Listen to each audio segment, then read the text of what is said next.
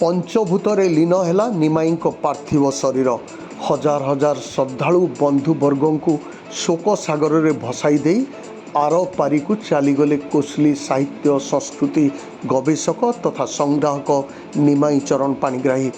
ଖାଲି ପଡ଼ିଛି କୁର୍ମା, ତାଙ୍କ ବାସଗୃହ, ସଂଗ୍ରହାଳୟ, ଲାଇବ୍ରେରୀ। ଆଜି ପୂର୍ବାହ୍ନରେ ବଲାଙ୍ଗୀର ଟିଟଲାଗଡ଼ ରାସ୍ତାରେ ଥିବା ସ୍ୱର୍ଗଦ୍ୱାରରେ ତାଙ୍କ ଅନ୍ତ୍ୟେଷ୍ଟିକ୍ରିୟା ସମାପନ ହୋଇଛି। ଆଜି ସକାଳୁ ପ୍ରବଳ ବର୍ଷା ଲାଗି ରହିଥିବା ସତ୍ତ୍ୱେ ତାଙ୍କୁ ଭଲ ପାଉଥିବା ଶ୍ରଦ୍ଧାଳୁମାନେ ତାଙ୍କ ବାସଗୃହରେ ପହଞ୍ଚି ଶ୍ମଶାନ ପର୍ଯ୍ୟନ୍ତ ତାଙ୍କୁ ପହଞ୍ଚାଇ ଶେଷ ବିଦାୟ ଦେଇଛନ୍ତି। ଛୋଟରୁ ବଡ଼ ସମସ୍ତଙ୍କ ସହ ଆତ୍ମୀୟତାର ସହ ମିଶି ପାରୁଥିବା ନିମାଇ ଏବେ ପଞ୍ଚଭୂତରେ ମିଳାଇ ଗଲେ। ନିମାଇଙ୍କ ସାହିତ୍ୟ ସଂସ୍କୃତି ସାଧନା ସାରା କୋଶଳାଞ୍ଚଳ ପାଇଁ ଏକ ବଡ଼ ଅବଦାନ ନିଶ୍ଚୟ। ତାଙ୍କ ଲାଇବ୍ରେରୀରେ ରହିଛି ହଜାର ହଜାର ପୁସ୍ତକ। ସଂଗ୍ରହ କରିଥିଲେ କୋଶଲ ଅଞ୍ଚଳର ଅସଂଖ୍ୟ ସାମଗ୍ରୀ, ବସ୍ତ୍ର, ଆଭୂଷଣ, କୃଷିକର୍ମଣ ପୁରାତନ ସାମଗ୍ରୀ ସହ ବହୁ ନିତ୍ୟ ବ୍ୟବହାର୍ଯ୍ୟ ସାମଗ୍ରୀ।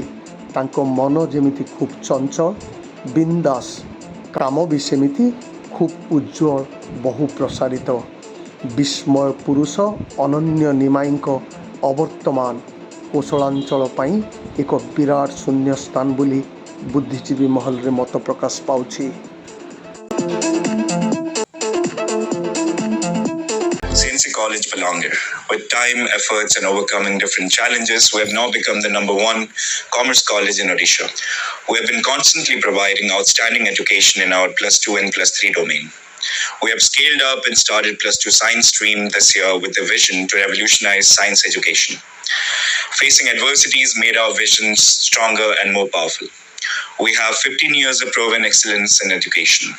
Now, CNC has become a brand in the industry and it speaks for itself.